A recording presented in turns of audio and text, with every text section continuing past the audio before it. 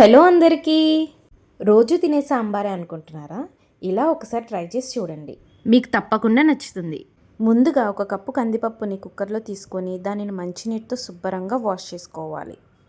ఇప్పుడు కుక్కర్ మూత పెట్టి స్టవ్ మీద 7-8 విజిల్స్ వచ్చేంత వరకు పప్పును ఉడికించుకోవాలి. ఇప్పుడు దీనికి కావాల్సిన మెయిన్ ఇంగ్రీడియంట్స్ ఉల్లిపాయలు, పచ్చిమిర్చి, బెండకాయలు, వంకాయలు, ఆనపకాయలు, టమాటా, ములక్కాడ అండ్ నానబెట్టిన చింతపండు. ఇప్పుడు ఒక వెడల్పాటి గిన్నెలో కొంచెం నూనె తీసుకొని దానిలో ఉల్లిపాయలు, పచ్చిమిర్చి, బెండకాయలు, ఆనపకాయలు, వంకాయలు, టొమాటో ఇలా మనం అన్నీ కట్ చేసి పెట్టుకున్న వెజిటేబుల్స్ అన్నీ వేయాలి.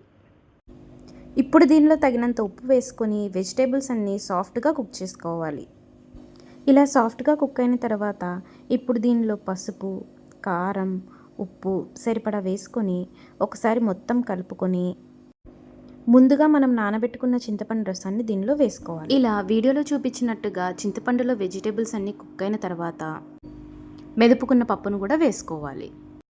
ఇప్పుడు దీనిలో కొంచెం సాంబార్ పౌడర్ వేసుకొని ఒకసారి కలుపుకొని మూత పెట్టేసుకొని కొంచెం సేపు ఉడికించుకోండి.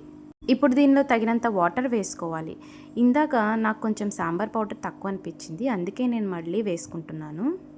ఇప్పుడు ఒకసారి పూర్తిగా కలిపేసి మూత పెట్టేసుకొని సాంబార్ని బాగా మరిగించుకోవాలి. చివరగా 2 నిమిషాల పాటు కొత్తిమీరను వేసుకొని సాంబార్ని బాగా మరిగించండి. అంతేనండి, మా ఇంటి స్టైల్ సాంబార్ రెడీ అయిపోయినట్టే. ఇది ఇడ్లీలోకి కానీ రైస్లోకి కానీ చాలా బాగుంటుంది. ఈ వీడియో మీకు నచ్చినట్టయితే లైక్ చేయండి, కమెంట్ చేయండి అండ్ ఫాలో ఫర్ మోర్.